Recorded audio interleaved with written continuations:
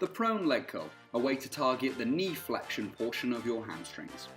In order for this movement to be worked correctly, you must keep the hips still so that the hamstrings can lengthen against that point by extending at the knee and then flexing back towards you. You can actually see a small amount of spinal movement occurring for me at the top of this movement. The aim is to really limit that and to keep it as still as possible. In other words, if it looks like this, you're doing it wrong. In order to take the calf muscle gastrocnemius out of the knee flexion equation, we want to point the toes towards the floor. This movement, known as plantar flexion, involves shortening the gastrocnemius already, which means it can't help out in knee flexion and leaves the hamstrings to perform the movement.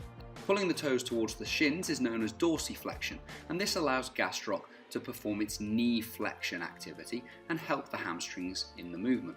This means you'll be stronger in a dorsiflex position than a plantar flex position, but not because the hamstrings are working any harder.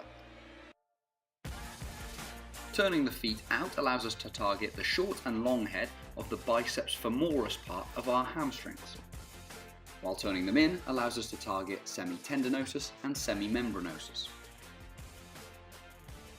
We want to use a smooth muscular effort, minimizing momentum, to keep the hip still in order for the knee to flex all the way back up towards it to fully shorten the hamstring, and to point the toes to remove calf involvement.